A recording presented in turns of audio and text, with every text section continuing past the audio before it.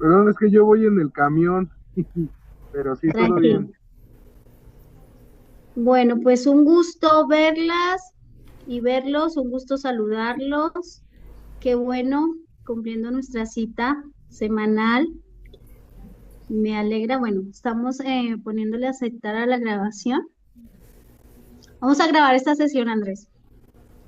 Adelante, yo nada más luego Bueno, me pasan mis regalías. bueno. Este es un grupo de ayuda para los familiares gratuito, Ah, ok, no, por eso. Digo, donde como es invitamos invitación. especialistas para diferentes temas. Estos especialistas con su experiencia y con sus conocimientos ayudan bastante pues a las familias que tienen un ser querido con la enfermedad de la adicción. En esta ocasión tenemos a un experto en el área de las adicciones, a quien pues le damos muchas gracias por sacar de su tiempo para ayudarnos o para acompañarnos o para brindarnos sus experiencias, su experiencia, su conocimiento a este grupo, a las familias. Andrés Escobar, psicólogo clínico, especialista en adicciones y en procesos familiares. ¿Estoy mal o me equivoco, Andrés? Ah, es correcto, así es. Ok, bueno, pues es un gusto tenerte aquí. Gracias por aceptar la invitación y pues a mí me place saludarte. No, muchas gracias, al contrario, gracias por haber pensado en mí, por tomarme en cuenta y bueno, yo aquí estoy a la orden. Es que es importante que esos conocimientos que tú tienes, esa experiencia, la pongas para muchas familias que tú sabes que si el familiar se atiende y se ayuda, realmente estamos ayudando también a la adicto. Así es. Así es. Bueno, entonces te presento a Gaby, quien es que abre el Zoom, parte de nuestro equipo. Y Gaby, Hola. ¿cómo estás? Gusto saludarte. Muy Tienes el buenas micrófono. tardes, bienvenidos a todos. Soy consteladora familiar y fluvial, pero sobre todo soy mamá de una persona que está en rehabilitación. Y bueno, uno de los temas más importantes que nos toca mirar toda vez que nuestro familiar empieza a recuperarse son los límites, ¿verdad? Que es un tema que duele mucho, aunque sabemos que los límites son amor. Entonces, bienvenidos a todos y aquí estoy al servicio, cualquier cosa que necesiten. Voy a estar coordinando la entrada y la salida, los micrófonos y demás. Les pido de favor a las personas que que estamos en esta sesión, mantengamos los micrófonos cerrados, toda vez que ya se les dé la oportunidad de compartir, bueno, entonces puedan compartir abiertamente. Muchas gracias. Bueno, entonces muchas gracias, Gaby. Y ya, micrófono es todo tuyo, Andrés. Ah, pues yo empiezo.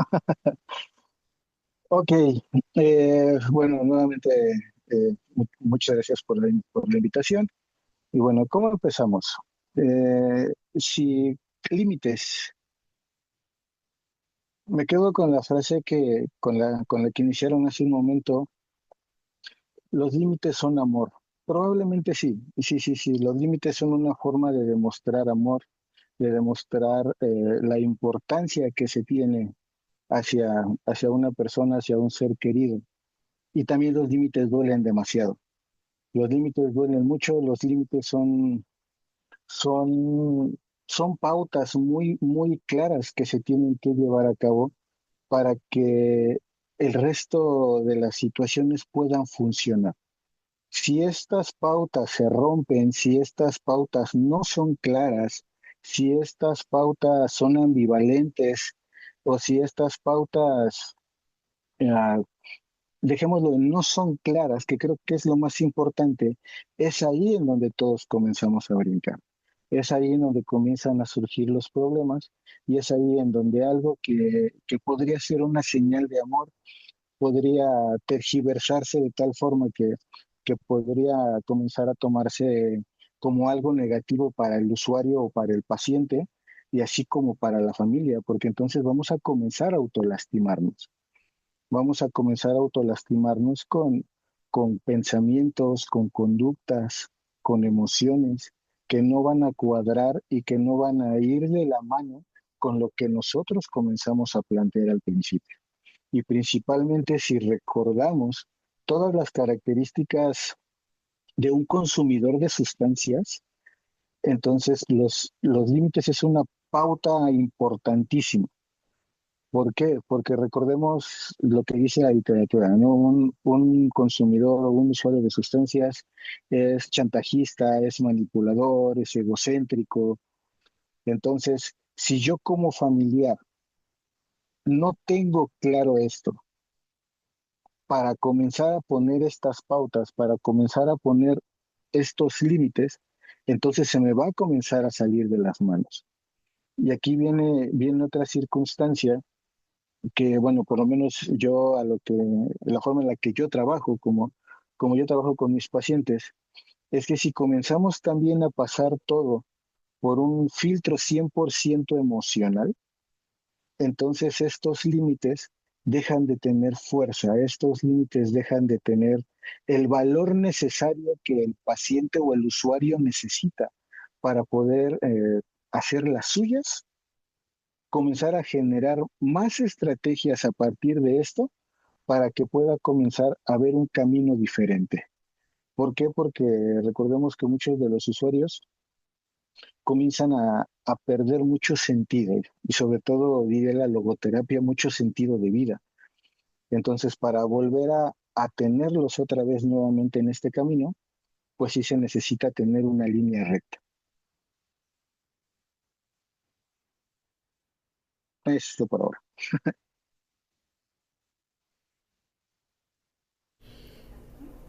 Muy bien. Algo que me parece muy importante y es que siempre hay como un interrogante con el familiar y es lo de los límites. Sí, ¿cómo hago para poner los límites? ¿Cómo hago para que cumpla los límites? ¿Cómo hago? Y entonces, hay veces llegamos a qué límites yo como familiar me estoy poniendo. ¿Cuál es mi límite? ¿Cuál ¿Cuál es es el mi límite límite del personal? familiar? Mira, aquí vamos a empezar. Bueno, yo lo veo de este punto de vista y es muy sencillo. Para, por lo menos yo así lo trabajo con las familias de mis pacientes. Hay dos tipos de límites para que sean funcionales. Tenemos un límite emocional y tenemos un límite físico, vamos a llamarle así, ¿no? ¿Cuál es el límite físico? Que es el que generalmente todos conocemos y es el que la gran mayoría lleva a cabo. Este límite físico de la puerta se cierra a tal hora, no te voy a permitir esto, no te voy a permitir esta conducta, no te voy a permitir que consumas en casa, no te voy a permitir que traigas amigos, no, o sea, todos esos límites que son externos. Eso es lo que generalmente la gran mayoría de las familias comienzan a hacer. Comienzan a ser relativamente autoritarios con su consumidor en comenzar a poner este tipo de límites. Y el problema de ahí es que muchas veces parte de este problema es que el otro límite no se lleva a cabo. ¿Cuál es el otro límite? Es el límite emocional. Es el límite que ahora sí me toca a mí como familiar en toma de decisiones reales, tangibles, palpables, que yo voy a llevar a cabo con el paciente. Yo, a mí me duele tu situación, a mí me duele ver que te estás destruyendo, a mí me duele. Y entonces aquí es donde el familiar, sea la etiqueta que sea de familiar, comienza a trabajar con su propia expectativa, con su propia idea, con su propia lógica. Y entonces a mí me duele verte mal. Entonces, ¿qué hago? Comienzo a generar ciertas conductas para evitar verte mal. Y muchas veces esas conductas yo las estoy haciendo y no ayudan mucho. Para lo único, para lo que ayudan es para que mi propia emoción como familiar que yo te estoy viendo que te estás destruyendo, solamente me va a servir a mí. Yo me voy a dejar de sentir mal porque hay muchas conductas de este tipo que son muy destructivas. Por ejemplo, en el caso de los consumidores de alcohol o en el caso de los consumidores del cannabis, eh, muchas familias dicen, para que no consumas en la calle, para que no te arriesgues, para que no te vaya a pasar algo, mejor consume en casa, ¿no? Entonces, ¿qué está pasando? La familia cree que está poniendo un límite, pero lo único que está haciendo es evitar su propio dolor, es, es evitar la preocupación de estar pensando qué es lo que está pasando en la calle, le van a hacer algo, qué está haciendo. Entonces, sí es muy complicado el poner límites si no comenzamos a hacer una diferencia entre, entre, por lo menos a lo que, repito, como yo lo hago, en estos dos tipos de límites específicos. Los límites emocionales, hasta dónde yo voy a llegar emocionalmente, porque aquí, bueno, entre paréntesis, cuando esos límites emocionales no existen, se empieza a generar algo que se llama codependencia. ¿Sí? Entonces, ¿cómo sé que mis límites emocionales, una de dos, o no están funcionando o no los estoy llevando a cabo? Es porque cada momento me estoy haciendo más codependiente a mi paciente, me estoy haciendo más codependiente a mi usuario. Cada vez lo estoy cargando más, cada vez me estoy haciendo más responsable de su vida, cada vez me estoy haciendo más responsable de su consumo, cada vez me estoy haciendo más responsable de cargar a mi paciente. Entonces, sí es bien importante entender esta parte que los límites y toda toma de decisiones que se genere con el paciente, desde mi muy humilde punto de vista y como yo lo trabajo con mis pacientes, con mis usuarios, es que todo se pasa por el filtro de la cabeza. Porque si lo pasamos por el filtro emocional, entonces es ahí en donde vamos a entrar en una controversia muy grande. ¿Sí? Sí, a mí me parece interesante una dinámica muy favorable para la enfermedad. Es la dinámica de que si bien la persona consumidora que tiene una adicción eh, tiene poca tolerancia al dolor, a la frustración, a emociones, a algunas emociones, al familiar le pasa que tiene una hipertolerancia porque tolera bastantes cosas. Entonces, es una dinámica que se lleva muy bien. Así Para la es enfermedad correcto. es perfecta, claro, porque si uno tiene poca tolerancia, la otra persona tolera bastante, Así es, bastante, le bastante. llamamos patologías complementarias. Exacto. Entonces, ahí es cuando como el familiar eh, puede no saber dónde están sus límites y el límite deriva en una crisis, en un trastorno, en una enfermedad ya física, en donde deriva entonces el límite del familiar. Es una pregunta muy interesante. ¿Cómo se crea un límite? Primero vamos a empezar por ahí. ¿Cómo es que vamos a crear un límite? Recordemos la base fundamental de todo esto.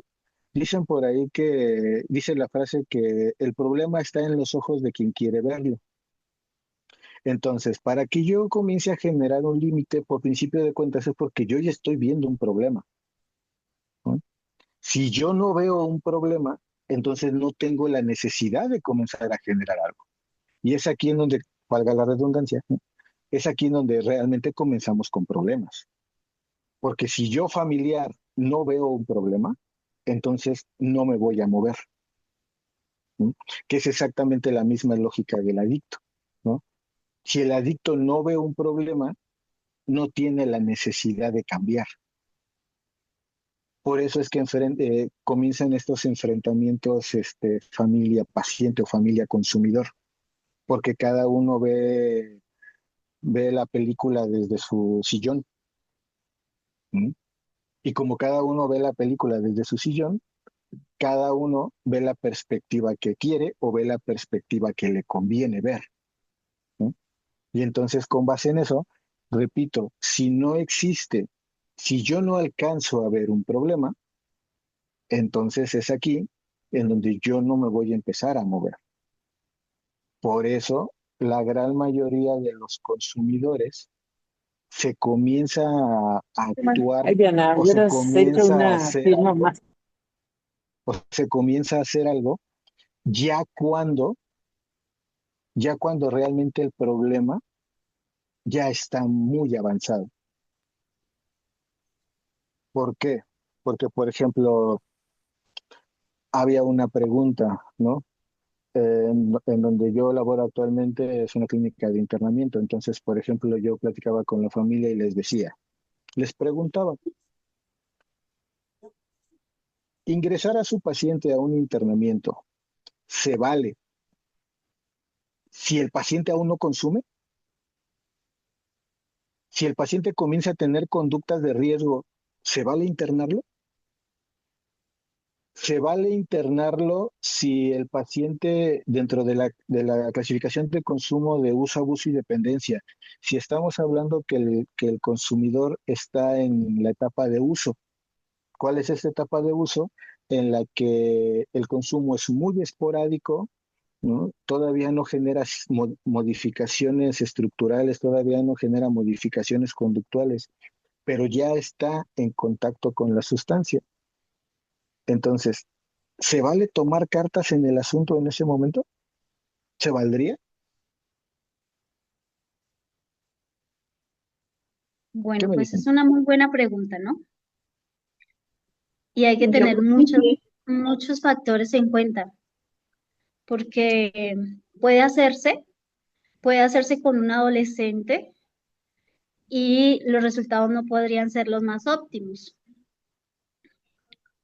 según el objetivo que yo como madre quiera realmente.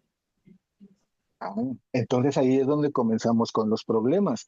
No es, generalmente no es lo que es bueno para el paciente, es lo que es bueno para mí, es lo que yo voy a soportar, es lo que yo estoy dispuesto a soportar, ¿no? Y entonces desde ahí es donde comenzamos a trabajar con muchas vertientes diferentes, porque entonces la familia tiene una idea, el paciente tiene otra idea, el psicólogo tiene otra idea, el psiquiatra ya lo medicó, entonces ya son cuatro ideas completamente, muchas veces diferentes, todas buscando el mismo objetivo.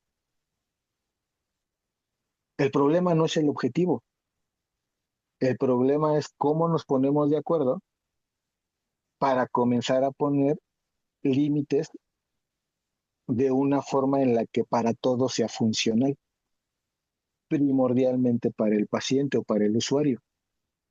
¿Mm?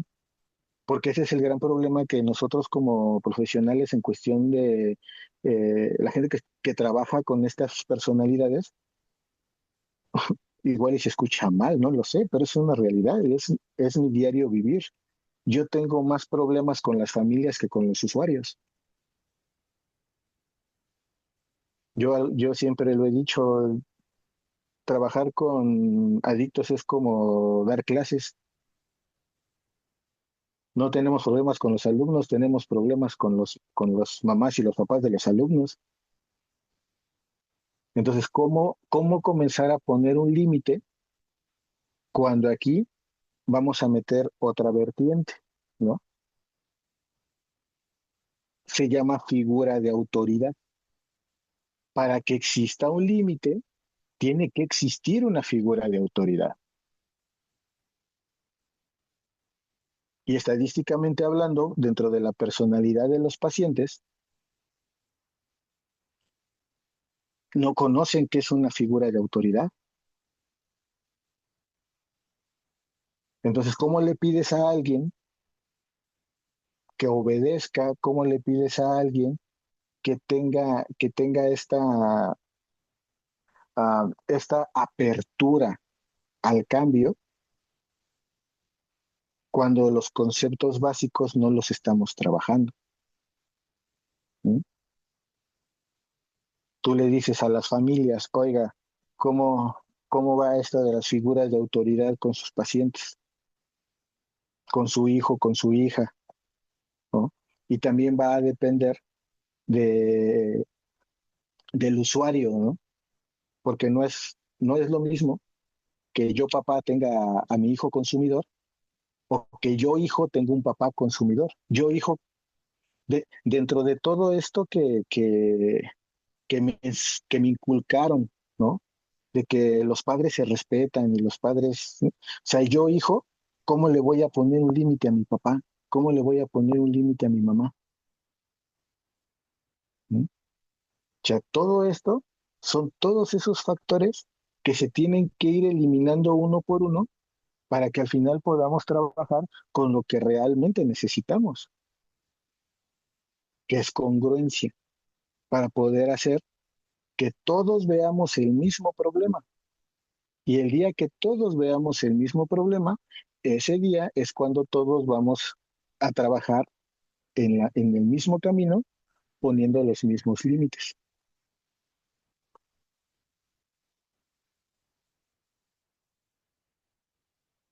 ¿Sí? Es que me quedo callado. Muy bien. A mí me gustaría dar paso para interrogantes que hayan por ahí de parte de los familiares. Interrogantes.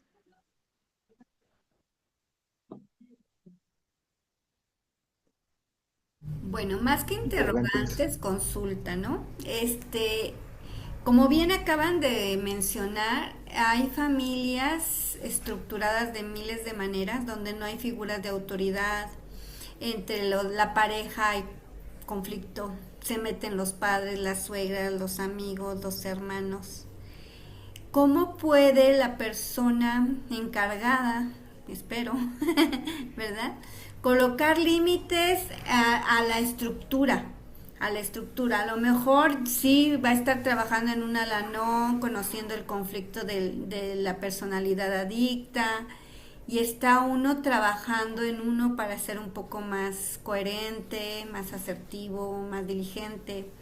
Pero hay una estructura también social y desafortunadamente en México, como en Latinoamérica, pues muchas familias son demasiado, no integradas, bueno, demasiado viven juntas y hay obviamente muchos cambios de formas de pensar, ¿no? Entonces yo creo que las personas familiares nos encontramos en el primer problema desde que se ve el problema y el mundo, como bien acaban de decir, no lo mira. ¿Cómo pueden estas personas hacerlo mirar a los demás cuando, como bien dices, no queremos ver el problema, no queremos enfrentarlo? Es más fácil huir, escapar, creer que no está pasando nada.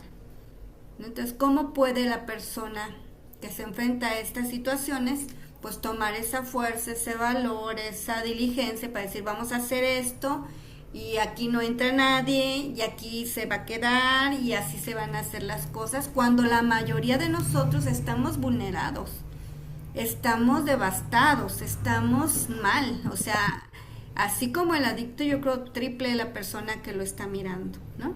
Porque es lo que miramos en las terapias. El problema, como bien dices, a veces el adicto está haciendo su parte, ¿no? Pero todos los demás no.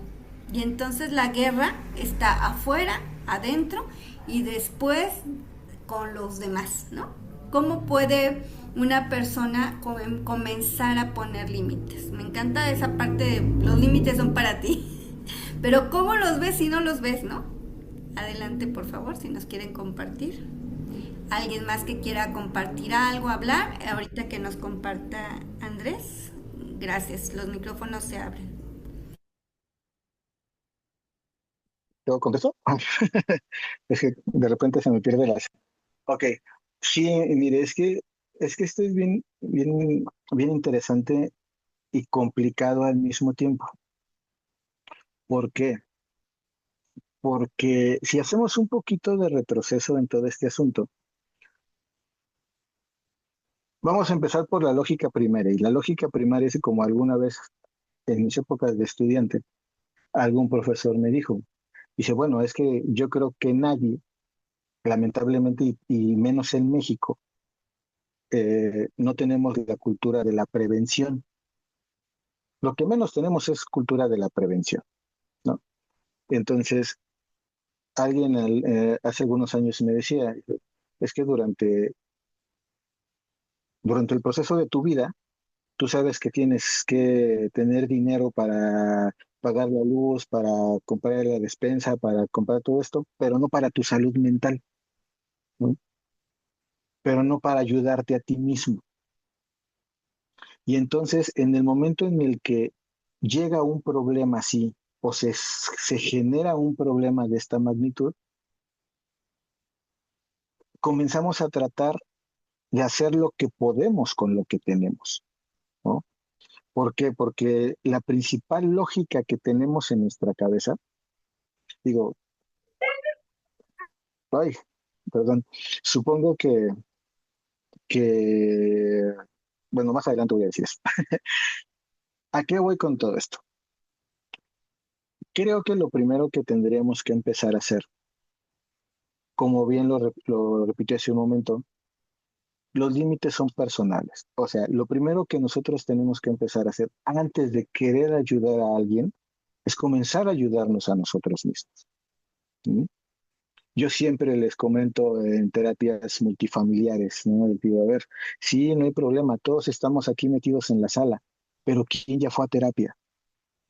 ¿Quién está trabajando su problema? ¿Quién está trabajando su problema de autoestima? ¿Quién está trabajando su problema de límites? ¿Quién está trabajando sus propios problemas que están mermando la capacidad de tener herramientas personales para poder enfrentar el gran problema que tenemos enfrente? ¿A qué me refiero?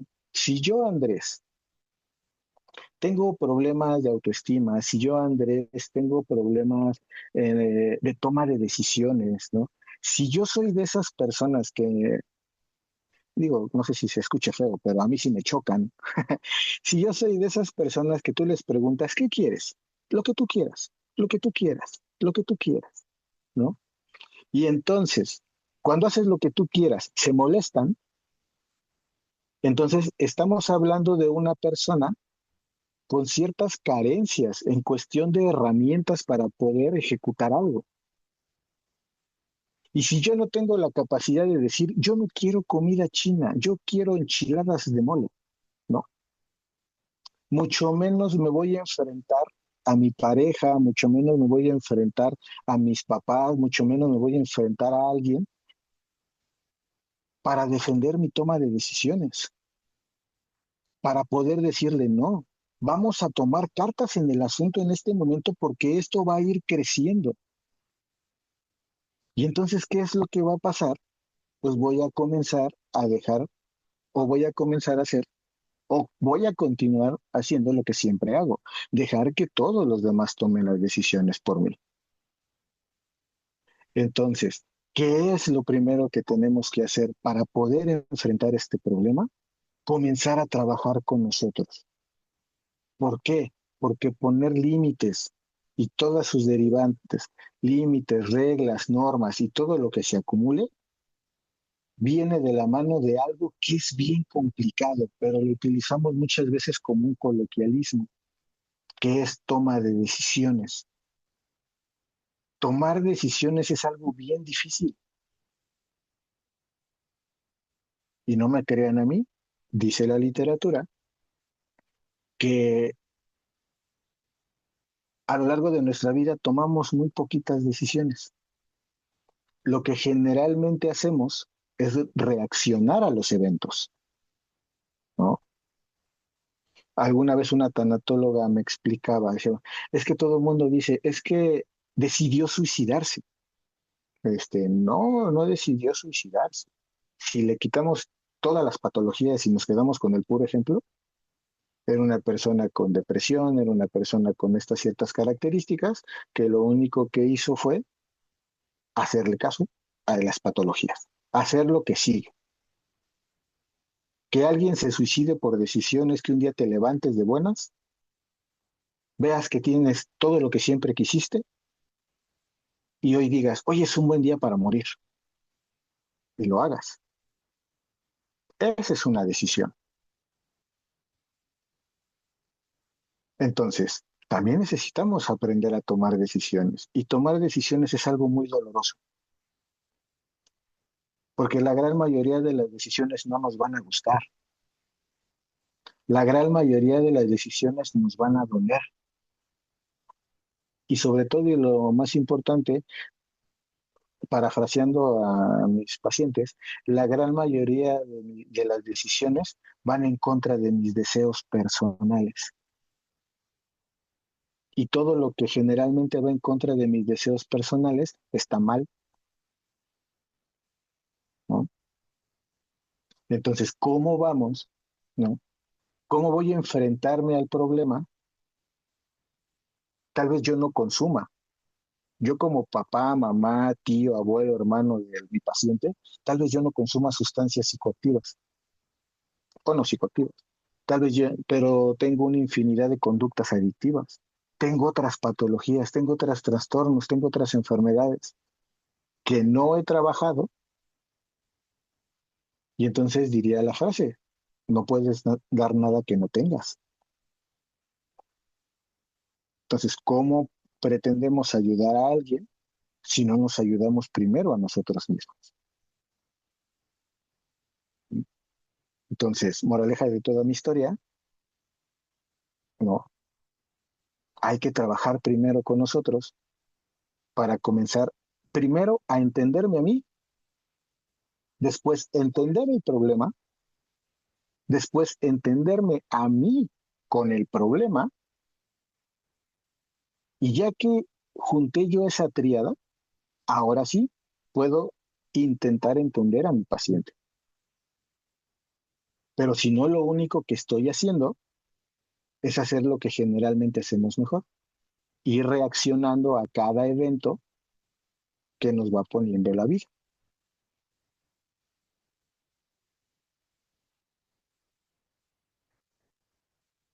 Y ya, ¿Se imaginan si decidiéramos todas las mañanas con qué pie nos vamos a levantar? eso estaría genial, pero si te duermes del lado izquierdo, generalmente te vas a levantar con ese, a no ser que se te duerma. Exacto. Entonces, pero eso también es una decisión que no tomamos. Así es correcto. Ese es el problema de esto. Todo es trabajo. Todo es trabajo. Dice un autor,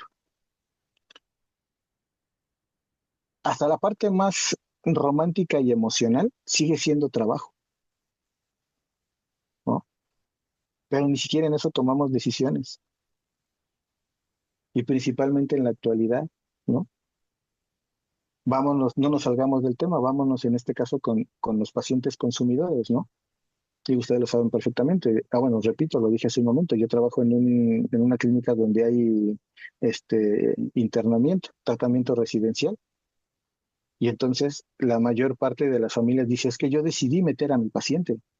Digo, no, es, vamos a romper pensamientos irracionales, ¿no? Usted no decidió meter a su paciente. Usted metió a su paciente porque ya no sabía qué hacer con él allá afuera. Ya que está aquí adentro y ahora sí comienza a hacer conciencia de todo lo que tiene que hacer aquí adentro durante el tratamiento, entonces es ahí cuando ya no lo quiere tener. Todo es una decisión, todo es consciente. A falta de un mejor sinónimo, todo es consciente. Un límite es consciente, ¿no? Por eso aquí dentro del argot del internamiento existen las fabulosas últimas, ¿no? Yo encuentro a las familias que le dicen a su paciente, esta es la última vez, y ya voy al historial y es la 64ª última, ¿no? Entonces, ¿dónde está el límite? Yo no estoy poniendo un límite. De hecho, lo único que estoy haciendo es maleducar a mi paciente, ¿no? Porque si todo el tiempo le estoy diciendo, esta es la última, esta es la última, esta es la última, esta es la última, y hay 100 últimas, y mi paciente ve que la última no llega, entonces, ¿qué dice? Ah, no, pues no, nada más me está amenazando, nada más se está haciendo, o como dicen, nada más se puso loca, o se puso loco, pero después se le pasa. Entonces, no es cosa fácil poner un límite, porque primero nos lo ponemos nosotros. ¿Cuál es el primer límite que nos tenemos que poner? El límite de entender que tengo que hacer lo que tengo que hacer para cumplir mis límites para con mi paciente. Pero si me quiebro emocionalmente en ese momento, entonces ya no tengo un enfermo, tengo dos. Entonces, perdón, es que tengo pacientes. Entonces, este, así es como funciona esto. Es bien complicado esta parte de los límites. Bien, bien, bien, bien difícil. Y principalmente porque comenzamos a poner límites externos. Algo que está fuera de nosotros, algo que no me va a doler, ¿no? Se empieza desde adentro y ahí es cuando ya no queremos, ¿no? Adelante. Yo creo que también hay una confusión en cuanto a los límites porque dentro de muchas distorsiones se piensa que el aprender a poner límites me va a ayudar a controlar. Es correcto. ¿Y realmente quién controla algo? O sea, vamos a ser honestos, o sea, dentro de esta situación, ¿quién controla algo? ¿Mm? Es muy común escuchar a las familias decir, es que ¿cómo puedo hacerle para que mi paciente me obedezca? Es que ¿cómo puedo hacerle para que... Y lo van complicando cada vez más. Digo, pues obedecer igual, pues, generamos alguna estrategia y nos obedecen, ¿no? Pero la familia lo va complicando cada vez más porque ya no solamente es, ¿cómo puedo hacer que mi paciente me obedezca? Y ya después nos brincamos al siguiente escalón, es, ¿cómo puedo hacer que el paciente entienda que está mal?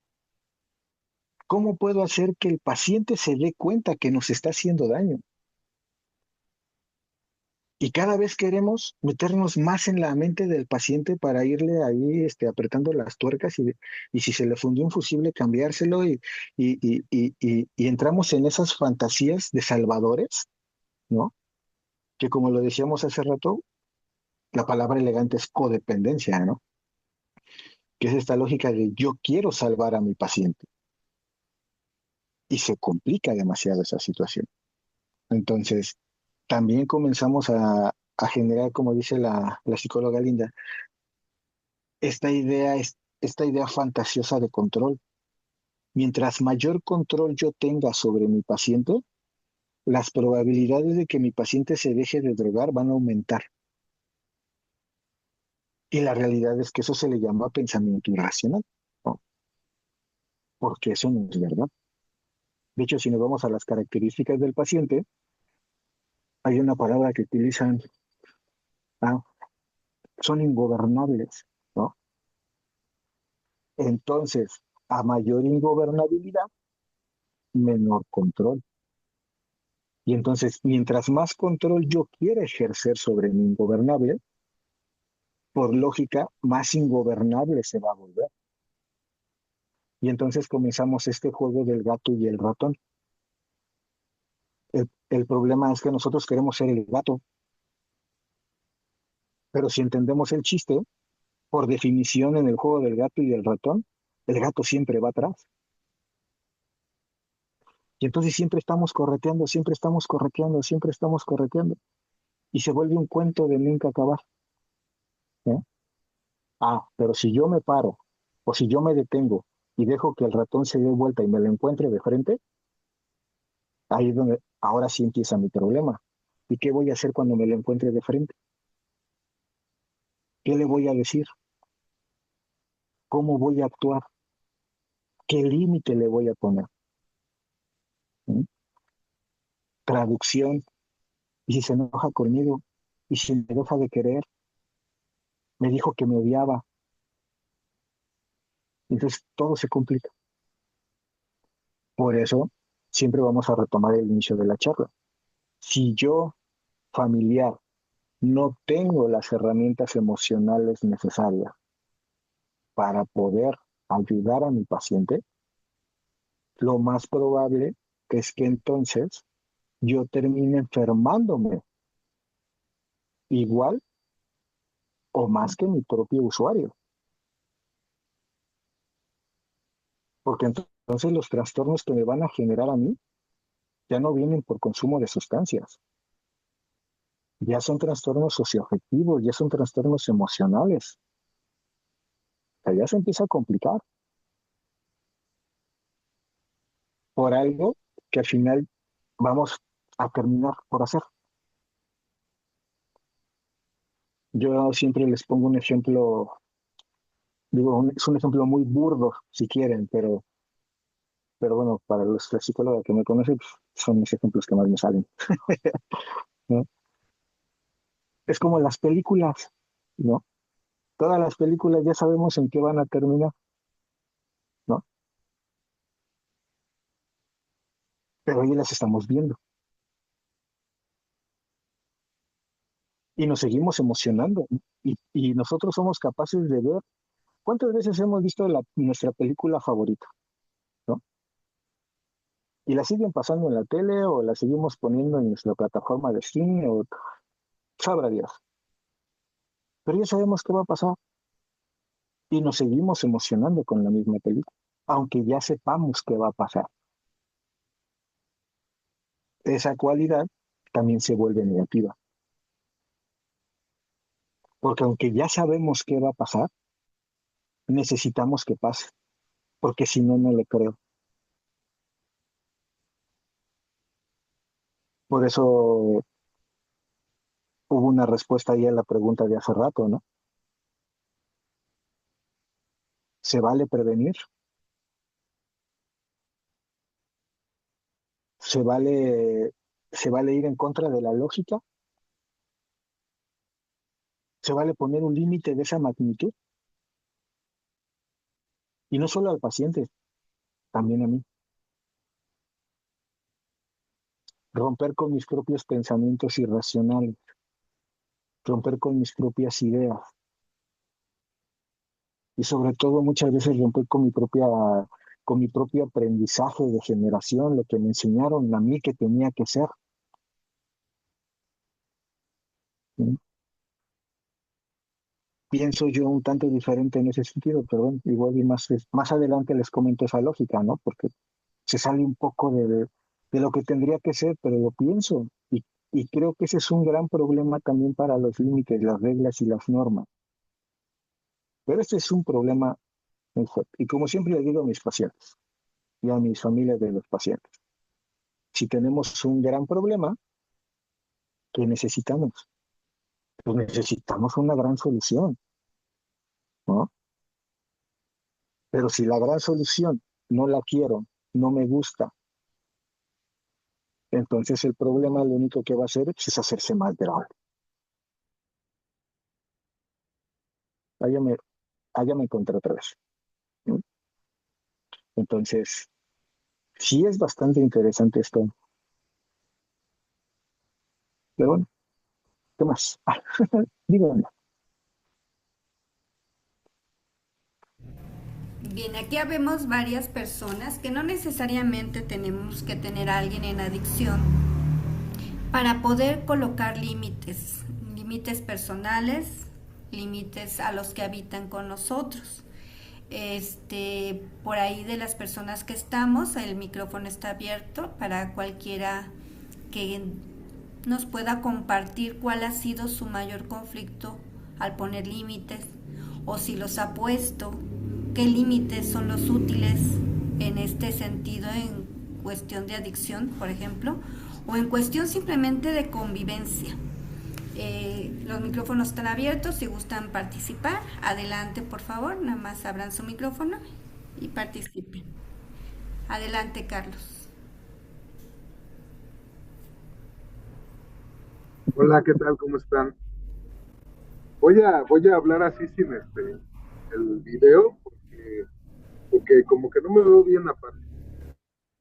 Pero bueno, son como algunas preguntas, pero también como unos comentarios respecto a lo que mencionabas, sobre todo con el hecho de querer controlar, o sea, la relación entre los familiares con gentes con adicción. Existe un juego de poder, el yo te controlo y el yo no me dejo controlar, ¿no? Y ahí es casi siempre quien la lleva de perder, es la persona que, y lo digo así entre comillas, que más ama, ¿no? O sea, la que tiene ciertas situaciones de carencia emocional y tiene miedo a perder el amor de la persona, ¿no? O sea, la mamá tiene miedo de perder el amor de su hijo, ¿no? La pareja tiene miedo de perder el amor de su esposo o de su pareja, pues, o al revés, ¿no? De la esposa, o la abuela tiene miedo de perder el amor del niño o del nieto, y por eso se dan muchas permisividades.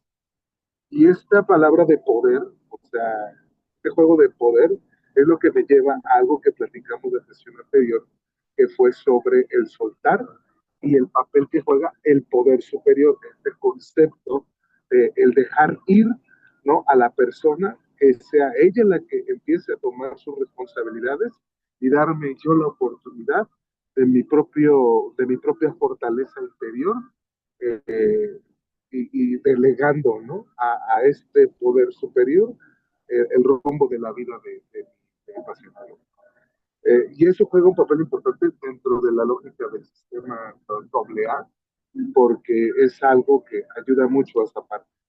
Pero yo tenía ahora una duda con respecto a lo que decía Gaby sobre las relaciones interpersonales, porque a mí en lo personal me sucede mucho de ser permisivo con ciertas situaciones que no me gustan por amor a las personas o por miedo a no a ser rechazado, ¿no? O sea, por ejemplo, en el trabajo, hay veces que me pasó hoy, por ejemplo, que una persona dice ciertas situaciones que a mí en lo personal no me gustan, o sea, atentan contra mis valores, ¿no? Porque me gusta ser como muy comunicativo, chismoso, pero por temor a que sea yo rechazado, permito que lo haga, que, que conmigo me cuente chismes y que sus cosas, y entonces a mí no me gusta, pero lo permito, o sea, permito esa conversación porque no quiero herir susceptibilidades o porque no quiero que me deje de hablar o porque, o sea, es como una debilidad interna. Y eso es a veces, creo, un papel importante que juega el tema de las permisividades, ¿no? O sea, el hecho de que una persona no puede poner límites y que es permisivo, tiene que ver mucho con el temor, ¿no? Con el miedo y que eso tiene su origen en carencias afectivas. El temor a no ser querido, el temor a ser rechazado, el temor a no ser aceptado, no sé. Entonces, no sé qué me puedas tú comentar sobre eso, Andrés.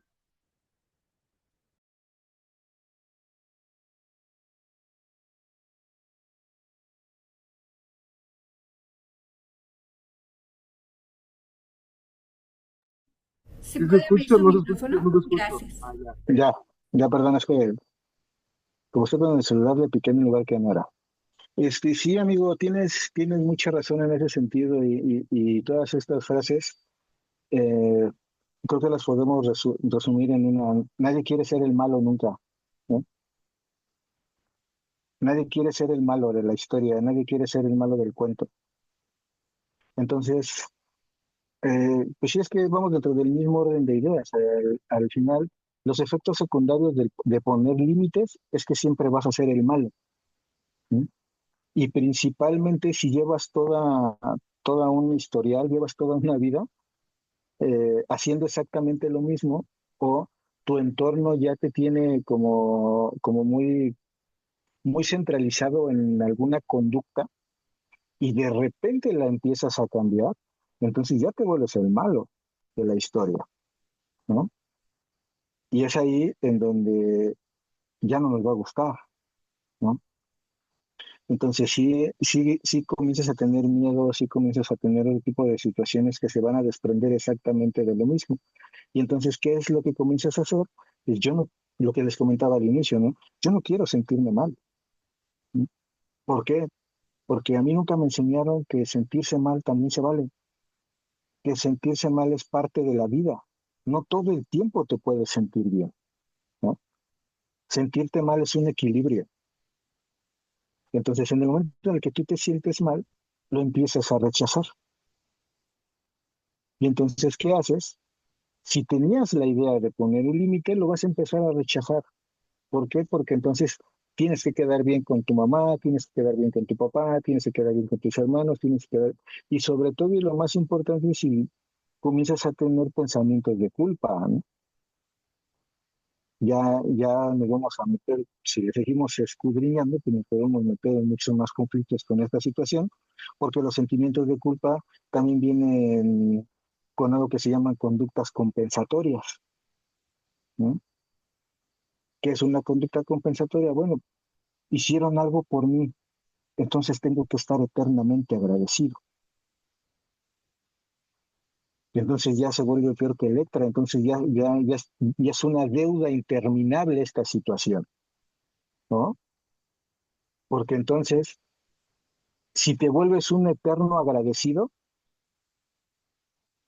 te vuelves un eterno ansioso, porque entonces no vas a aprender a decir que no, porque entonces decir que no está mal.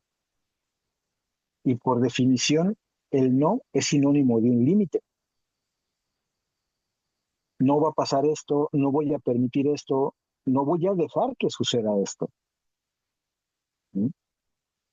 Y aquí es donde también esa situación de no saber decir no.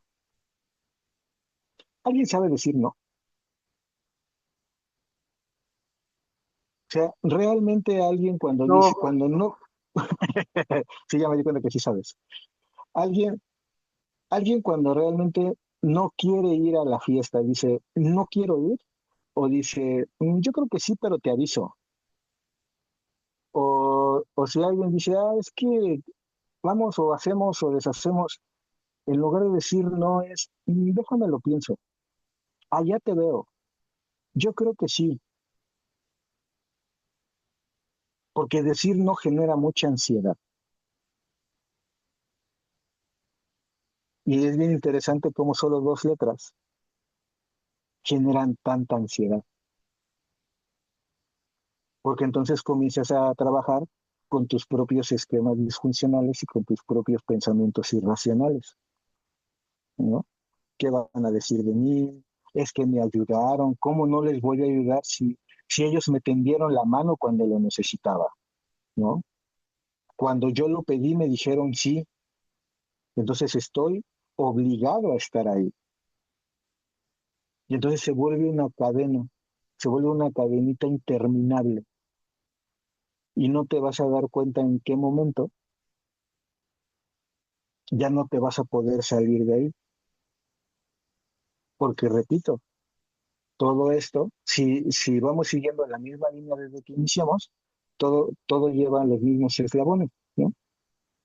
Toma de decisiones, autoestima, autoconocimiento, autopercepción. O sea, el aprender a conocerme a mí para, insisto, comenzar a tener las herramientas, conocer si tengo las herramientas para enfrentarme al mundo.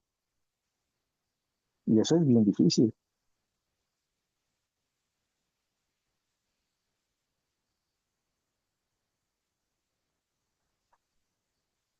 Dígame. Dice acá un comentario de Miranda. Buenas noches. Me preguntó mi hijo que si iba por las niñas antes de la junta de mañana y le dije que no. Dice otro comentario de Rosy, a mí me cuesta decir no. Bueno, acerca del comentario de la señora Miranda, necesitaría un poquito más de contexto porque no me queda muy claro. No sé a ti, Andrés, ¿tú sabes? Dice ¿Conoces a que, la señora Miranda? Sí, dice sí la conozco a la señora señora Miranda Miranda. que dice que está en el proceso de poner Sí límites. la conoces, ¿verdad? Sí, sí, sí, sí. Y de hecho, le dije bien claro, usted ya deje a su chamaco que haga lo que tenga que hacer, ¿no? No lo sé. Y por eso Mamá de repito, o sea, Omar. sí es mamá de Omar, sí, sí, sí. Estoy en Repito, el proceso de ponerme límites. Ok. exacto. Dentro de este proceso de poner límites, también nosotros que estamos poniendo límites, también tenemos que tener la capacidad de lógica, juicio y raciocinio para comenzar a ver de arriba hacia abajo. No lo sé. Yo tengo un peculiar punto de vista en esta situación. Yo tengo la idea de que si tu persona, después de los 20, ya bien exagerado 25 años y me estoy viendo bien buena onda, ¿no? Todavía tu bastón inicial es mamá o es papá, ya hay un problema muy grande. Y principalmente si tú ya eres papá, como en el caso del paciente, ¿no? ¿Por qué? Porque quiero pensar que como alguna vez dijo ese viejo greñudo que se apellidaba Darwin, él fue el único que se aventuró a decir que éramos sapiens sapiens, o sea que no solamente pensábamos una vez, sino pensábamos dos veces. Entonces, yo creo que se aventuró muy fuerte el compañero. ¿Por qué? Porque al final, ¿no? Comenzamos a generar esta palabrita que se llama codependencia o una mala toma de decisiones desde un inicio. Tener hijos, por ejemplo. O sea, tener hijos es una decisión, ¿estamos de acuerdo? Aquí sí pueden crucificarme si quieren, para eso me invitaron. Pero tener hijos no son bendiciones. Los hijos no los manda Dios. Los hijos son toma de decisión. Y para poder tener la idea de que no es que yo tenga ganas de ser papá. Apenas escuché un adolescente de 18 años, un paciente. Dentro de su proyecto de vida, el compañero argumenta y dice que tiene ganas de ser papá. Digo, espero que se te quiten las ganas rápido, porque si no, esto se va a complicar muy, muy feo. ¿Sí? Porque la paternidad y la maternidad no son de ganas. Digo, sí, no son de ganas, no son de deseos, son decisiones, porque es para toda la vida. ¿Y por qué me metí en esta bronca de las bendiciones y demás?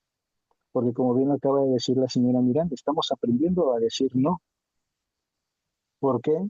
Porque lamentablemente de unas generaciones para acá, los hijos ya son hijos de abuelos, ya no son hijos de padres, ya son hijos de abuelos. Y entonces todo se empieza a complicar. Y todo lo demás aplica en esa misma lógica, porque entonces es frases bien mexicanas como, bueno, ¿y los niños qué culpa tienen? ¿No? Eso se llama autochantaje. Y así podemos ir una por una, rompiendo mitos y rompiendo pensamientos irracionales, ¿no? Señora Miranda, me da gusto leer esa parte, siga poniendo límites, dígale a su chamaco que los dos son de él, no son suyos, y que al final tiene que ver cómo soluciona el problema. Ahora, ¿voy a sentir feo? Probablemente sí, pero es lo que decíamos hace rato. Aparte de los límites físicos, también vienen los límites emocionales. ¿Voy a sentir feo? ¿Me va a doler? Probablemente, pero la lógica de las emociones es que son fluctuantes, no todo el tiempo me va a doler. Ya al rato empieza mi programa favorito y se me va a olvidar, porque así funciona la vida. Es cuestión de intentar. Y bueno, aquí también nada más lo voy a dejar sobre la mesa porque tampoco vamos a andar en eso, ¿no? También nos volvemos adictos a intentar y nos pasamos toda la vida intentando. Intento poner límites, intento poner límites, intento poner límites y ya van 5 recaídas, 6 recaídas, y no solamente de consumo de sustancias, sino también recaídas emocionales, y yo sigo intentando poner límites. Y aquí es como los comodines. Cuando utilizas un comodín, ya no lo puedes ocupar otra vez. Si tú intentas hacer una estrategia y no la terminas o no la haces y luego la quieres intentar hacer otra vez, ya no te va a salir, porque entonces tu paciente o tu consumidor o la persona con la que le estás intentando poner límites ya sabe qué va a pasar. ¿Sí? Es como con los niños chiquitos cuando hacen berrinche, ¿no? Bueno, en nuestros tiempos con mi mamá sí hacía algo. Ahorita ya las mamás quieren dialogar con un niño de 5 años, quieren sentarse a tener diálogos con un niño de 5 años y para que las entiendan, ¿no? Y así, pues no. Entonces, esa es la lógica básica del límite. ¿Eh? Ya acabé. Bueno, muy, muy interesante. Quisiera saber si la familia, las mamitas que están acá, tienen algún comentario, alguna duda, quisieran aportar algo. Yo, ¿Algo? Sigue. eh, bueno, en cuestión a los límites, no supe cómo ponerlos, ya que sabía que ella estaba consumiendo y todo esto, y nos encerramos a piedra y lodo las dos.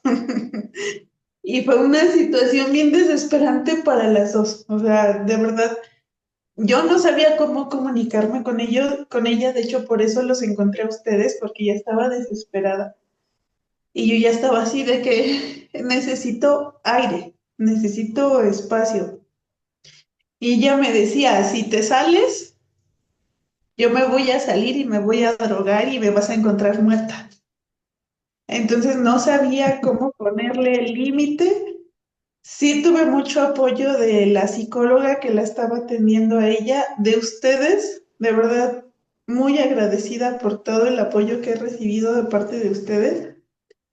Estamos en el proceso las dos, tanto ella poniéndose y poniendo sus límites, como yo poniendo mis límites, para que haya que fluya la relación, que fluya con nosotras y con la familia, porque también ella empezó a decir, no, pues yo nada más con mi mamá y a ponerles límites al resto de la familia. Entonces, hemos ido trabajando, es un trabajo diario, para mí ha sido muy pesado, muy difícil, pero hemos sido constantes las dos. Hemos sido, y sí hemos tenido nuestros desacuerdos, pero sí ya es más el diálogo. Ella tiene 17 años, ya platicamos más, sí nos decimos, ¿sabes qué? Me siento incómoda, dame espacio cuando anteriormente ni una ni otra. Yo estaba sobre de ella y ella a su vez, como yo no la dejaba hacer nada, también estaba sobre de mí. Ella se daba cuenta que yo ya estaba harta, cansada, y ella era como me atacaba al decirme, si tú me dejas, me voy a salir y me voy a drogar y me vas a encontrar muerta. Entonces, gracias por estas pláticas, gracias doctor, gracias Linda, eh, gracias a todos y nada más es mi aporte. Qué bueno esa aportación, qué bueno que reconozcas tus avances, qué bueno que te permitas ese crecimiento, porque finalmente sabemos que es un crecimiento personal que hacemos en nosotros mismos. Aprender a conocernos y a saber cuáles son nuestros límites. O sea, hay veces me puedo exponer a situaciones que me desbordan, que me da dolor de cabeza, que ya tengo síntomas físicos porque realmente yo no me pude poner un límite y decir, bueno, es que ya esto no más. Entonces, yo también me debo poner esos límites. Bueno, quisiera saber, muchas gracias por tu aportación. Alma nos comenta entender los límites como una reeducación. Y creo que sí, la palabra simplemente límites nos limita, ¿no? Nos limita a actuar, reeducarnos, buscar otras maneras, hacerlo diferente como compartía Andrés. Nos abre un camino de múltiples posibilidades. Es lo que comparte Alma por aquí. ¿Alguien más que quiera compartir algo? ¿Preguntar algo? Gracias, Santi. Dice Dulce, estoy en el trabajo y no puedo hablar, pero agradezco mucho el tema. Bueno, pues te enviamos un abrazo. Y antes, bueno, de que se pierda, sí, con esto de pronto me voy a salir un poquito del tema, pero me gustaría comentarlo con Andrés. Yo me he dado cuenta que por la parte del usuario hay una distorsión en cuanto a las consecuencias. Entonces, esto que mencionaba Carlos, cuando dice, bueno, que le es difícil, digamos, el decir no o el límite, hay veces es el miedo a las consecuencias, pero porque también está muy relacionado esta palabra consecuencias con negativo. Entonces me he dado cuenta que el usuario le tiene miedo a la palabra consecuencias porque lo tiene muy relacionado con todo lo negativo. Así es, eso se lo tenemos que agradecer a nuestras mamás, porque no sé ustedes, pero esa era la amenaza favorita de mi señora madre. Decía, si llego y no están los trastes limpios, atente a las consecuencias. Entonces tú creces creyendo o tú creces generando la idea de que una consecuencia es algo negativo, es algo malo, cuando la realidad es que una consecuencia simplemente es un resultado. Hay resultados positivos o hay resultados negativos. ¿Sí? Pero aquí también existe esa pequeña distorsión porque cuesta trabajo creerlo, pero casi las consecuencias son inexistentes. Casi no hay consecuencias en ningún área, o sea, ni en consumidores, ni en cosas personales. O sea, hay resultados en función del proceso normal de que va pasando el evento, ¿no? O sea, en cuestión de los consumidores, llegué a mi casa a las 2 de la mañana y mi mamá ya me había cerrado la puerta, ¿no? Cuando me dijo que tenía que llegar a las 12 porque si no me iba a quedar afuera, ¿no? Entonces, como yo ya sé que mi mamá no me va a dejar afuera, ¿no? Como yo ya sé que mi mamá vive pegada a la ventana, esperando a verme, pues voy a llegar y la puerta va a estar cerrada, sí, pero yo sé que si me siento en la banqueta, o sea, toco para que sepan que ya estoy afuera. Pero en el momento que mi mamá, mi papá o mi familiar me vea, ¿sí? No va a existir ninguna consecuencia, porque me va a dejar entrar otra vez. Entonces, pueden existir muchos eventos que van a rodear el evento primario. Me van a regañar, me van a gritar, diría mi abuela en paz descanse, me van a volver a leer la cartilla. Pero eso no es una consecuencia, eso es parte de la rutina. Y al final voy a terminar entrando nuevamente a mi casa o a la casa y entonces no va a existir ninguna consecuencia. Y estadísticamente hablando, las consecuencias son limitadas. No existe, no hay. O llega un momento en el que una consecuencia se utiliza tanto que pasa como con los chicles. Después de un rato pierden el sabor. Y por más que lo sigas masticando, lo único que van a hacer es que te va a terminar doliendo la boca, pero ya no le vas a sacar jugo. Y entonces ahí es, vamos a cambiar de acción, pero no, seguimos haciendo lo mismo. Y principalmente si esa consecuencia que ya no nos sirve, en algún momento realmente nos sirvió, la voy a seguir utilizando, aunque ya no me sirva. Porque ya también se vuelve un efecto placebo, se vuelve un paliativo para mí, para mi emoción, para creer que sigo haciendo algo, cuando la realidad es que solamente estoy repitiendo la conducta. Entonces, sí, ese también es un gran problema, el problema de generar una consecuencia. Por eso lo decía al inicio y bueno, y creo que va tomando un poco más de sentido todo lo que le dije cuando comenzamos, ¿no? Para llegar a poner un límite, para que ese límite tenga una consecuencia o viceversa, entonces tiene que ser algo que no salga de mi emoción.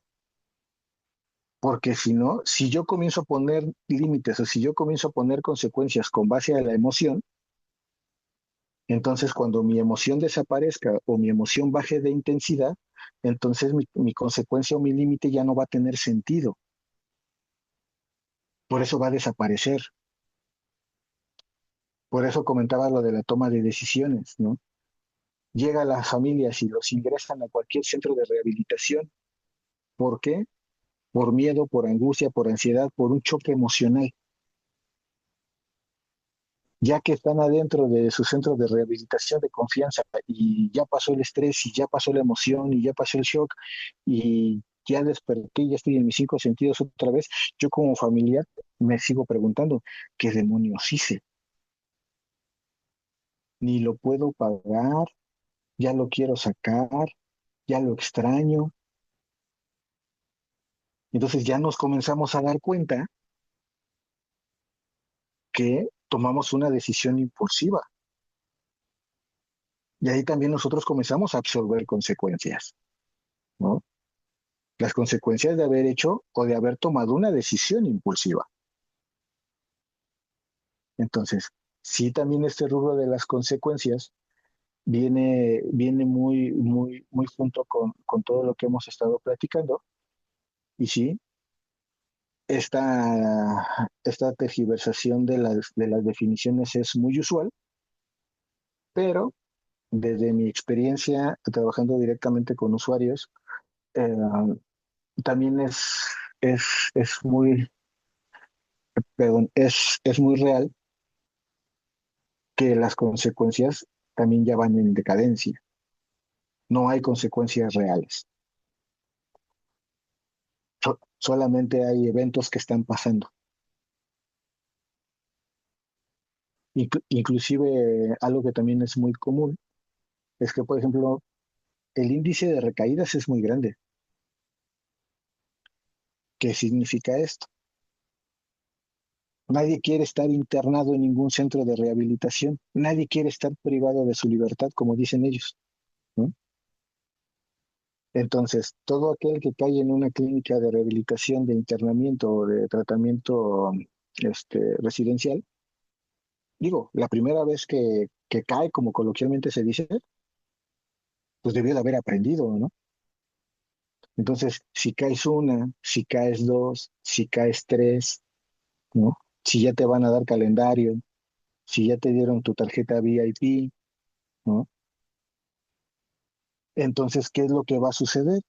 Pues por simple lógica, ya inclusive el que, como coloquialmente dicen los pacientes, el que te anexen, ya tampoco es una consecuencia.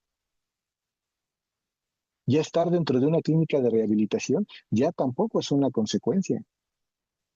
Ya hasta se ríen, ¿no? Ya dicen, no, pues unas vacaciones todo pagado, ¿no? No, no tengo, no tengo responsabilidades, tengo tiendita, tengo lavandería, o sea, me lavan mi ropa, ni en mi casa tengo televisión por cable, aquí tengo televisión por cable, aquí tengo esto, aquí tengo el otro, ¿no? Entonces, muchas veces ni siquiera ya el internamiento es una consecuencia, ya se vuelve parte del estilo de vida. Y es aquí donde entramos en ese problema.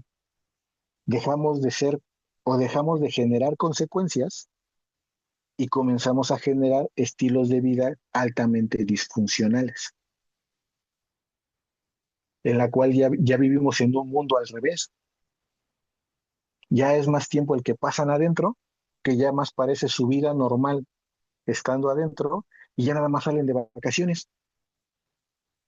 Salen de vacaciones 1, 2, 3 meses, y ya el resto del año vuelven a estar adentro de su centro de rehabilitación. Entonces, también esta lógica de generar consecuencias también tiene su chiste.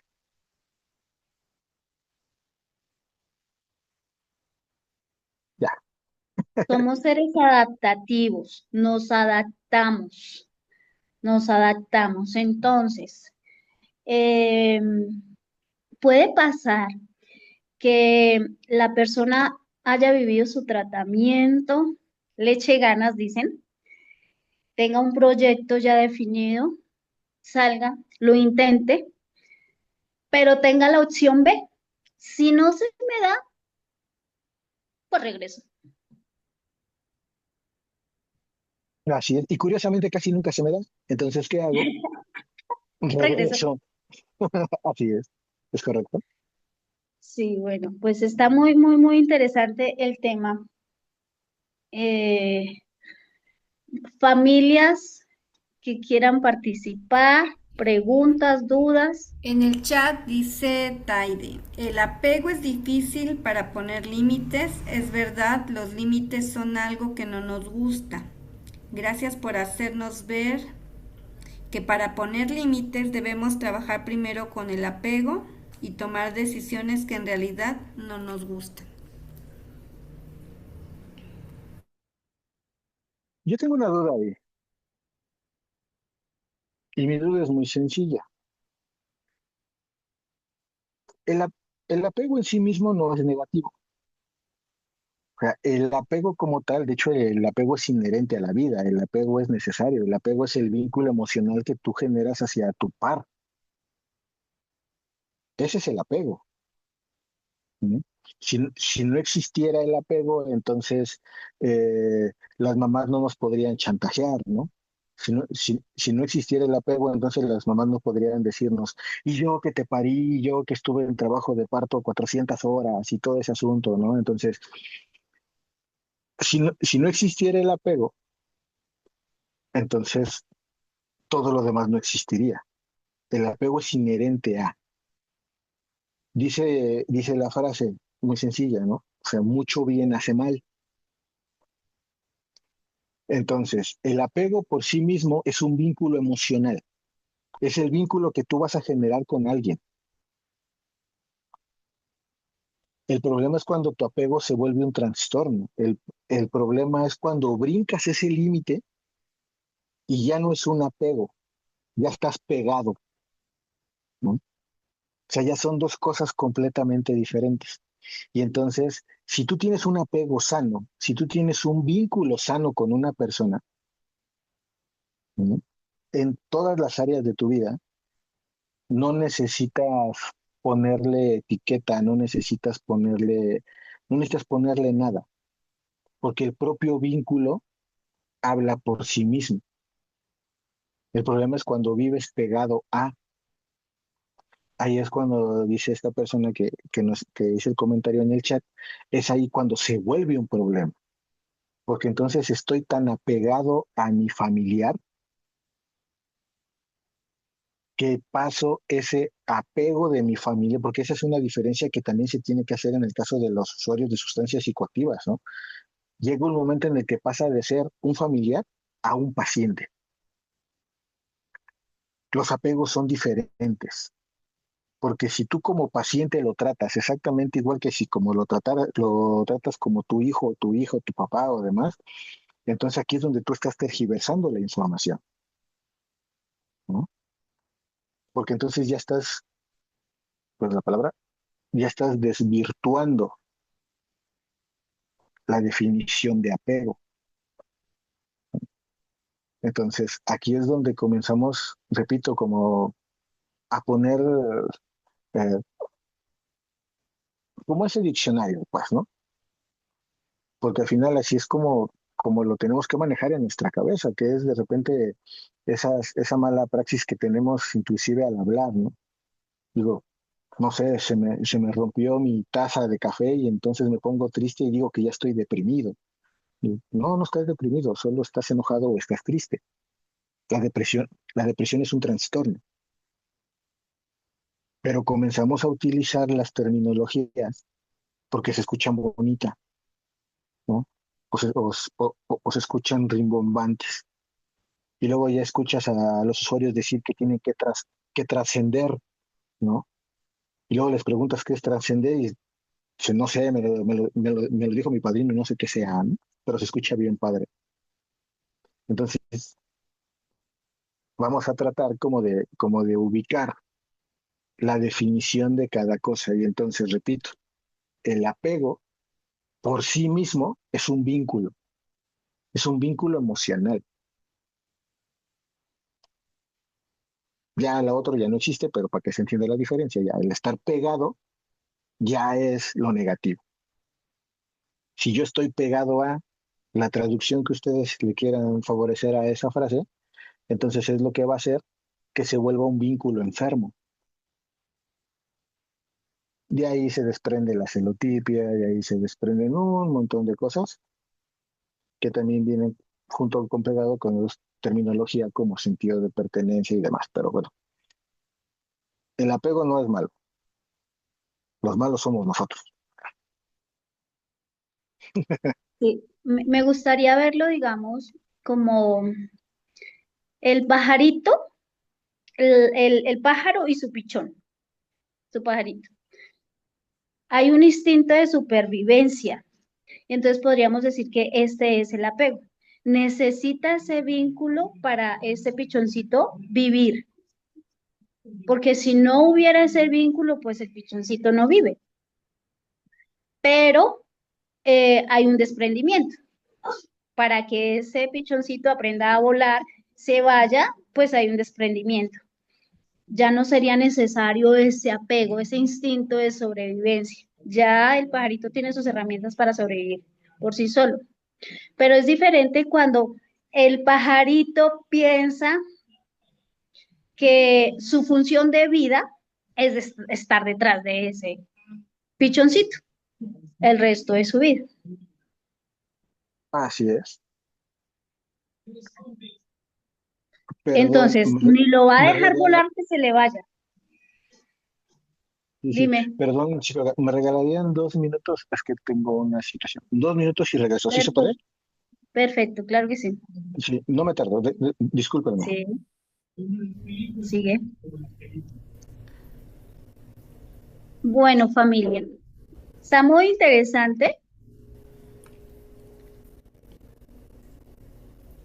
Está muy interesante este tema porque también nos hemos expandido incluso hasta el apego, ¿no? Que es un instinto de sobrevivencia que necesita la madre necesita el bebé, pero se genera también en la madre para que este bebé viva. El problema es cuando empieza a hacerse eh, un trastorno. Y podríamos ahí identificar nosotros haciendo conciencia cuando, si en el caso de que yo sienta que mi apego ya no, ya es un problema, ya no es algo normal, ¿cuándo empezó a hacerse diferente? Porque podría ser incluso desde la creación de mi bebé, haciéndolo porque es el que me va a acompañar toda la vida, o porque es el que va a llenar un hueco que yo siempre tuve en mí. Ahí comenzamos a generar un apego y se va dañando, se va volviendo conflictivo, porque ese bebé va a crecer, se va a desprender, se va a ir. va a formar su familia. Pero si yo lo concibo dentro de mi realidad, ¿qué es el que me va a cuidar mi vejez? ¿O que me va a acompañar por el resto de mi vida? O, bueno, no sé, pueden haber muchas creencias. Y desde ahí ya comienzo el vínculo a direccionarlo por otra parte, ¿no? Es mío, mío, mío, mío, mío. Yo decido por él. Va a hacer lo que yo quiera, lo que yo diga, se va a ir para donde yo le diga. Entonces ahí ya no lo estamos viendo como un ser individual. Bueno, no sé si me hice entender, Sí, cómo les va, qué opinan, cómo te fue me, Andrés. me viene una pregunta aquí. Bien, muchas gracias. ¿Desde dónde un límite irracional puede convertirse en negligencia? ¿Cómo sería un límite irracional? Más o menos, vamos a imaginar la persona que ya tiene varios internamientos, ahorita hablaba, ¿no? La persona, la madre, el padre se pone límites de ya no más. Pero sabemos que hay también situaciones de personalidades adictivas, por ahí hay incluso riesgos más allá de la adicción, donde, bueno, alguna vez nos han sugerido que si ya estuvo en calle, que si no sé qué, ya no se le debe dar el mismo trato que antes. Entonces, yo he escuchado personas que dicen, bueno, ya, me voy a olvidar, ya no lo voy a llevar y no me importa que esté en la esquina drogándose y si se muere. Y entonces ese es para mí sería un límite irracional, ¿no? Está hablando desde la emoción, como bien nos dice Andrés, desde el estoy cansado, ya no quiero, estoy enojado. Obviamente, si eso ocurre, va a haber una consecuencia que probablemente sea la más lógica, ¿verdad?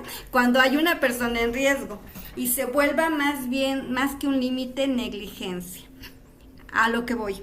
Cuando ponemos límites desde lo irracional, nos volvemos negligentes. Es correcto. Entonces, si seguimos, ay, perdón, ¿sí me escuchó? Sí. Entonces, seguimos bajo esta lógica de que entonces ya no cabría en la misma frase los dos. Entonces ya no estoy poniendo límites, simplemente estoy teniendo conductas negligentes, ¿no? Porque en sí mismo no existe un límite negligente, porque de hecho las frases se contraponen, ¿no? Entonces, en ese ejemplo en específico, yo no estoy poniendo un límite. Simplemente tengo una reacción emocional, tengo un acto impulsivo, ¿no? Y estoy tomando decisiones irracionales que pueden rayar en la negligencia, si lo quiere ver así, ¿no? Ahora, aquí la pregunta sería, ¿qué es lo que a mí me está llevando o qué tendría ya que haber pasado dentro de mi cabeza, ¿no?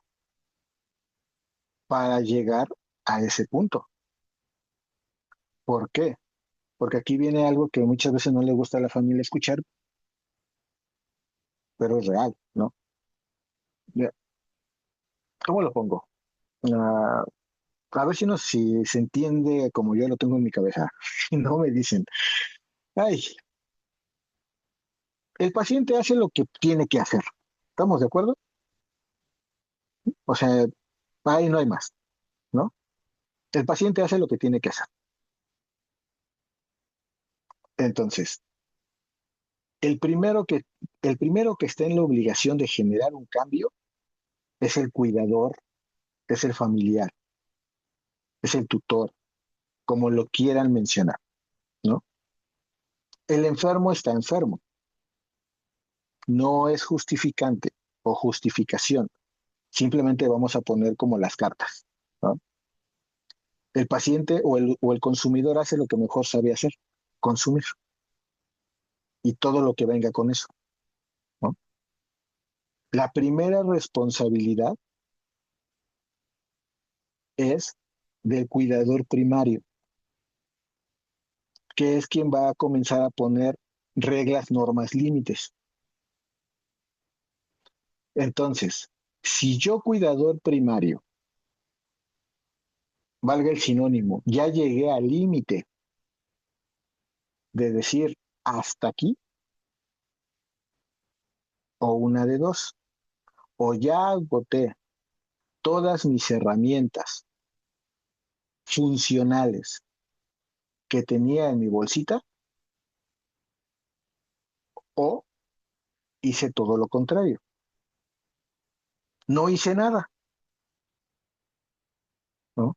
Dejé que las cosas pasaran, hice todo lo que me dijeron que no tenía que hacer, que es volverle a creer al paciente, que es volver a hablar con el paciente, que es volver a creer que me dijo esta es la última, siendo la 64ª última que me dijo que ya no iba a volver a consumir, ¿no?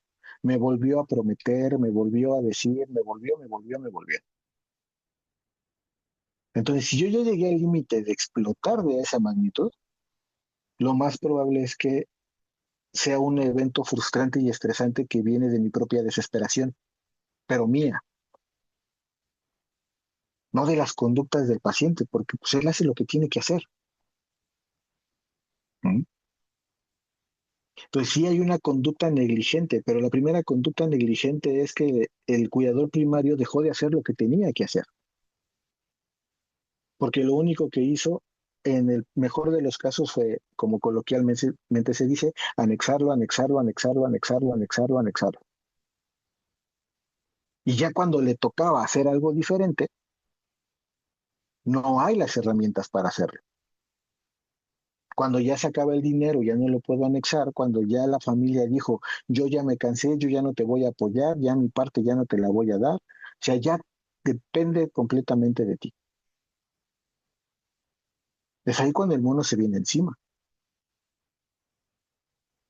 Entonces, todas esas conductas vienen de sí de una desatención. Y el problema es que todas esas desatenciones, cuando ya se juntan todas en un costal y salen de un jalón, se vuelve una catástrofe. Por eso repito, tomar una decisión no es cualquier cosa. Tomar una decisión, dicen por ahí, tomar una decisión duele. Y entonces cuando yo intenté tomar una decisión y me dolió, probablemente entonces ya no quise hacerlo y entonces dejé que pasaran las circunstancias de los eventos. Y entonces, ¿qué pasó al final? Hago generalmente lo que hacen los pacientes. Yo como familia digo, en doble A, en Alanón, en la junta, el psicólogo me dijo, déjalo, que toque fondo. Y entonces, ¿qué hago? Pues lo dejo. Entonces se vuelve complicada esta situación. Y repito, si ya llegó a ese límite, es porque ya hay mucho tiempo que ha pasado que se dejaron de hacer muchas cosas. Y recuperar ese tiempo, recuperar esas conductas, se vuelve más complicado. Claro, lo entendemos. Andrés, ¿nos podrías dar el ABC para poder poner límites? Paso A, paso B, paso C, con todo lo que implica. Por ahí nos menciona alguien en el chat si nos podrías dar ejemplos de límites. Ejemplos de límites. ¿Qué puede ser un ejemplo de límite real? Voy a empezar con algo bien absurdo que ni siquiera se lo imagina. Porque generalmente cuando estamos en un problema de estos, pues toda nuestra mente se va hacia el problema. Y entonces, creo que la palabra correcta es esta, dentro de nuestra ignorancia, comenzamos a querer solventar. Hacemos, como dije hace rato, hacemos lo que podemos con lo que tenemos, ¿no? Pero para dejar de hacer eso, primero vámonos al inicio. Voy a hacer una pregunta, no me contesten, pero ríanse si es verdad. ¿Cuántas de ustedes, y digo porque en mi pantalla hay puras mujeres, cuántas de ustedes se despiertan con una alarma. ¿Quién pone alarma en su celular? ¿Ninguna? Ok. Yo sí pongo mi ¿Y, alarma. y cuántas alarmas, si se levantan a las 6, cuántas alarmas antes de las 6 ponen? ¿O nada más ponen una? Nada más pongo una. Fíjate, Andrea dice que pone tres. Pone la de las 5:45, pone la de las 5:50 y pone la de las 6. ¿Cuál es la idea? Ah, es que suena a las 5:45 para irme despertando. Luego suena 5:50 por si me volví a quedar dormida. Y luego ya suena la de las 6 porque ya me cansé, ¿no? Entonces, si solamente pusiéramos una, que es a la hora que nos tenemos que levantar, eso es ponernos un límite. Eso es comenzar a hacer una reestructuración, ya que mencioné el ABC sin querer, ¿no? Es comenzar a hacer esa reestructura en mi cerebro, comenzar a poner esa limitante de decir, a ver, esta es la indicación y esto es lo que se tiene que hacer. Ahora, si en algo tan simple y tan sencillo como eso no lo podemos hacer, aún no podemos levantarnos a las 6 de la mañana y nos seguimos levantando a las 6:30 sabiendo que vamos a llegar tarde. Si aún no podemos tener ese autocontrol con límites tan sencillos como llegar temprano, como dejar de procrastinar, por ejemplo, hacer lo que tienes que hacer cuando lo tienes que hacer,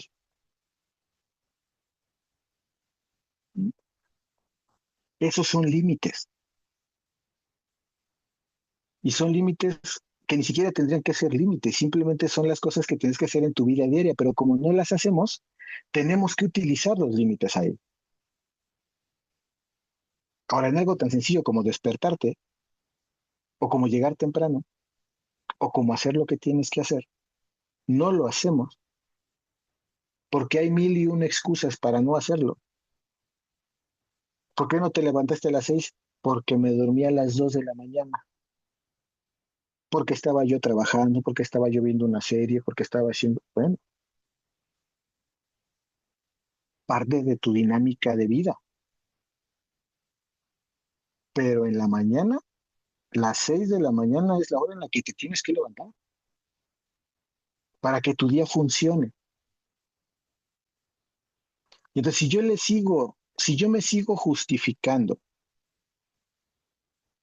con todos mis argumentos válidos, entonces ya no estoy poniéndome ningún límite, ya me estoy dando permisos o ya me estoy autorizando.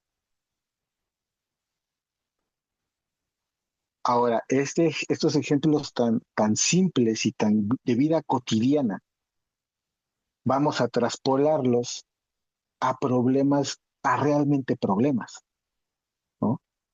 Todo, bueno, a lo que yo me dedico, gran parte de lo que somos nosotros somos aprendizaje. Si lo que yo he aprendido a lo largo de mi vida son las herramientas que me van a servir para seguir llevando a cabo lo que me queda de vida, lo que me queda de actividades.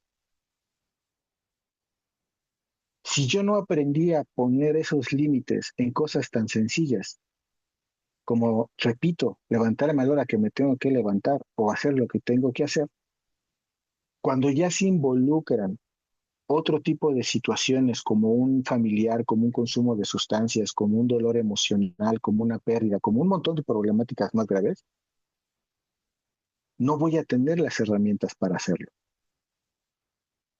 Entonces, preguntaban ABC, ¿cuál es el ABC para poner un límite? Pues primero identificar qué límite quieres poner. ¿Cómo vas a identificar ese límite? Primero identifica tu problema. ¿Tu problema es que tu paciente consume? ¿Tu problema es que no te gusta que consuma?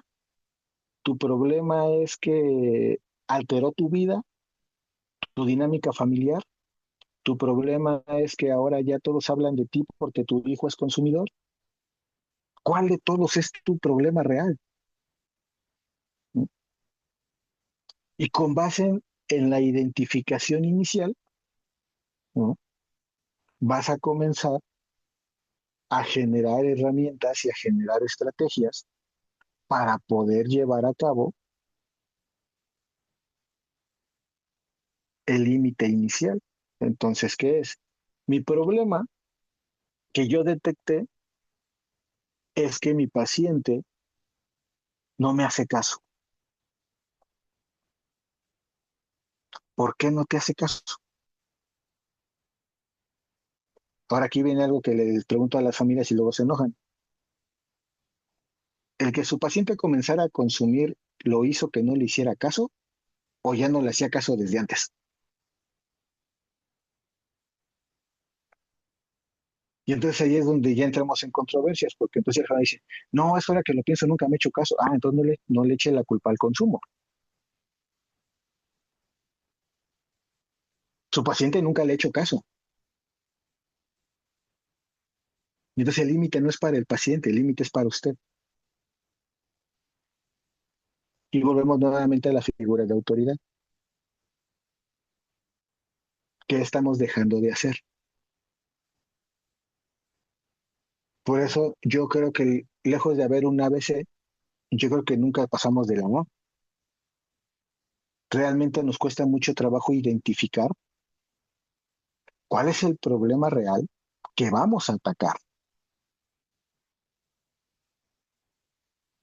Hay una frase que le digo a mis pacientes que a mí yo lo escuché de un doble A hace muchos años, que dijo, cualquiera puede dejarse de drogar, cualquiera. El problema no es que se dejen de drogar, el problema es modificar su estilo de vida para que el consumo ya no sea parte de él. Y entonces aquí viene el primer límite. ¿Cuál es ese primer límite? La pauta que yo voy a poner para cambiar de dirección mi problema. Mi problema no es esconderle la bebida, porque ni modo que cierre todos los oxos y queme todas las vinaterías y queme todo el alcohol del mundo. O sea, el problema no es que haya alcohol. La pauta principal es generarle a mi paciente o generarle a mi familiar las herramientas necesarias para que el alcohol ya no tenga la significancia que tiene en este momento en su vida. No que deje de tomar. Que deje de tomar es la añadidura de la toma de decisiones que yo voy a ejercer. Porque entonces ya nunca más lo va a mandar a la tienda, ya nunca más va a ir a hacer el súper, ya no se va a parar en un Oxxo. Alcohol hay en todos lados, hasta el perfume se toman. Entonces, yo dentro de muy humilde punto de vista, la psicóloga Linda me tendrá un punto de vista diferente a eso, pero lejos del ABC, yo creo que si no brincamos la primera parte de saber identificar realmente nuestro problema, no vamos a saber qué herramienta vamos a utilizar para solventar el problema. Lo digo desde la experiencia diaria con el usuario, ¿no? Lo digo desde el punto en el que veo recaer constantemente a las personas. ¿Por qué los veo recaer constantemente? Porque se siguen aferrando a una sola idea. Es que no pude dejar de consumir. Digo, ¿y llevaste a cabo tu proyecto de vida? No. Ah, bueno, pues entonces el problema no es tu consumo. El problema es que no pusiste ese límite entre tu consumo y tu proyecto de vida. Al hacer tu proyecto de vida, el consumo cada vez pierde más fuerza. No sé si me expliqué o les hice más bolas.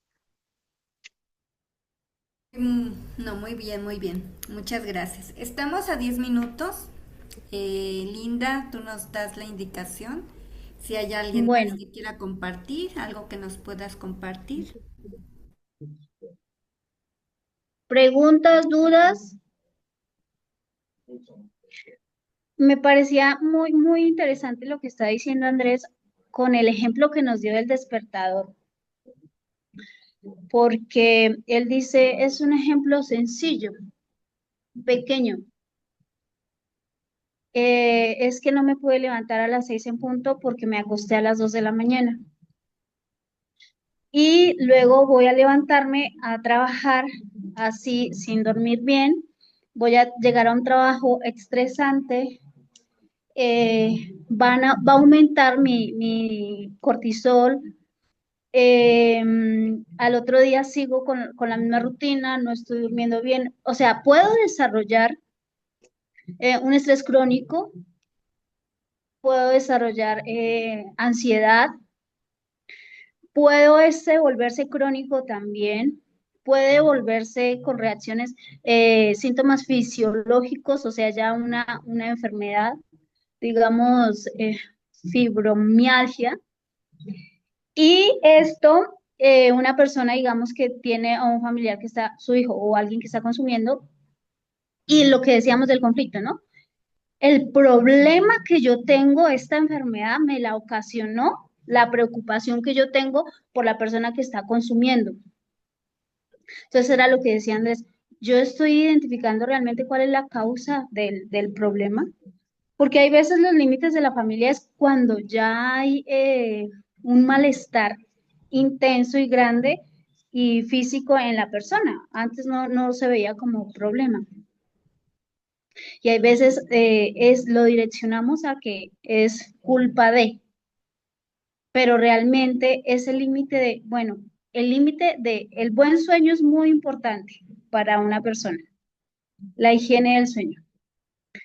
Y yo tengo ese límite, o sea, hasta esta hora me voy a acostar y hasta ahora me voy a levantar. O incluso lo que voy a ver antes de acostarme me ayuda a mí para saber si voy a descansar. Incluso lo que como, para saber si voy a descansar bien, si voy a poder tener un sueño reparador. Y de pronto así mi salud pueda mejorar, pero no necesariamente mejora cuando mi paciente deja de consumir. Bueno, no sé si me hice entender o no, pero eh, muchas gracias por su atención, por su participación. Ya nos vamos despidiendo. Andrés, pues un gusto verte, escucharte y creo que ha sido bastante enriquecedora esta charla.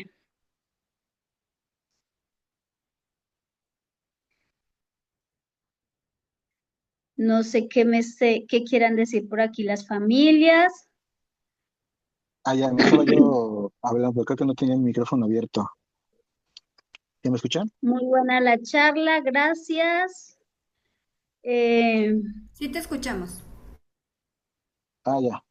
No, digo, gracias por tus palabras. De hecho, yo al contrario les agradezco por la invitación. La verdad es que se me pasaron muy rápido las 2 horas hasta que dijiste que iban a acabar. Se pasa muy rápido el tiempo. Este, gracias y muchas felicidades por su programa. Es un programa, eh, ojalá siga creciendo y que le siga yendo muy bien. Y ojalá me sigan invitando porque se pone muy bueno esto. Muchas gracias. La verdad sí me gustaría invitarte, pero a un podcast ya así en directo. Ah, adelante, con todo gusto. Sí, sí, sí. Pues magnífico. Gracias también a las familias que se permiten participar y estar en esta charla, en este encuentro. Y bueno, algo más por aportar. Bueno, yo sí, ay, Pues sí, yo también para que no quiero se me olvide. agradecer mucho. Con la próxima sesión va a estar nuestra invitada, de la que ya les había hablado, el viernes con el tema que elegimos, que fue, ¿cuál fue? Este, no sé, ¿me lo recuerdan, por favor? El tema es sobre la Personalidad adictiva. Es personalidad adictiva. Entonces, para que invitadas también, para que no se lo pierdan, tú puedes ingresar también, Andrés, cuando quieras, Muchísimas gracias. con mucho gusto. Y nada, pues agradeciendo tu tiempo y tu No, conocimiento. doctor, muchas gracias. Estoy a la orden y muchas felicidades. Muchas gracias. Que tengan una buena noche, que descansen. Dulces sueños, cerramos la sala para todos. Gracias. Gracias. El taller, que no se les olvide. Bueno, todavía tenemos inscripciones para el taller, para las personas que lo están pensando o que están dudando. Todavía hay inscripciones abiertas. Va a ayudar mucho también para tema de cómo controlar nuestros pensamientos. Escucho muy bajito a Carlos. Sí, es que voy en el camión, pero sí, bueno, era solo Andrés, muchas gracias. Ok. Bueno. Cierro para todos. Gracias. Tengan buena noche.